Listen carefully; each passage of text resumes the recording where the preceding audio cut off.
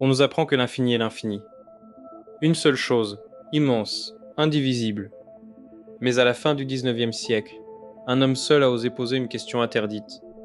Et s'il existait plusieurs infinis? Et si certains étaient, très exactement, plus grands que d'autres? Cette idée allait le mener au sommet des mathématiques, puis le briser. Imaginez un hôtel doté d'une infinité de chambres, toutes occupées. Un voyageur se présente. Complet? Non. Il suffit de demander à chaque client de glisser d'une chambre. Celui de la chambre 1 passe à la 2 à la 3, et ainsi de suite, à l'infini. La première chambre se libère. L'hôtel était plein, et pourtant il a fait de la place. C'est la première étrangeté de l'infini. On peut lui ajouter quelque chose sans le faire grandir. Mieux, on pourrait loger un quart entier de voyageurs, et même une infinité de quarts. Tout semble tenir. L'infini, croit-on alors, absorbe tout. C'est ce confort que Cantor va détruire. Prenons les fractions. Entre 0 et 1, il y en a déjà une infinité. Entre deux fractions, toujours une autre. Elles semblent infiniment plus nombreuses que les entiers 1, 2, 3.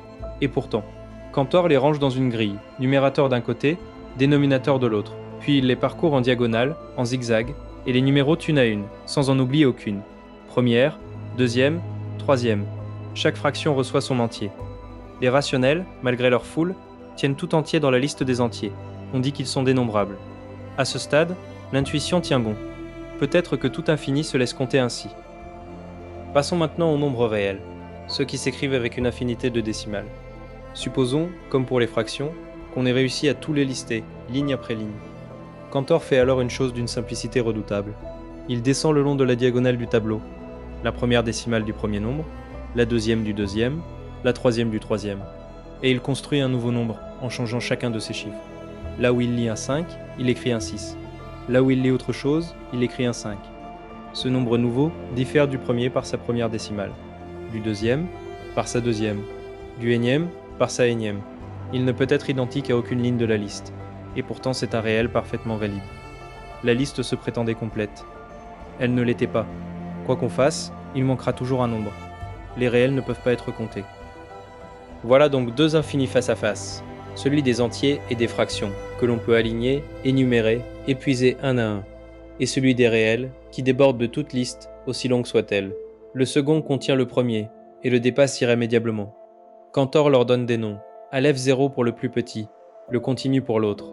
Pour la première fois, l'infini cesse d'être une masse unique. Il devient une hiérarchie. Il y a des infinis, et certains sont plus vastes que d'autres. Mais toute vérité dérange. À Berlin, son ancien maître Léopold Kronecker refuse ces infinis achevés. Pour lui, seuls les entiers existent vraiment. Le reste n'est qu'illusion.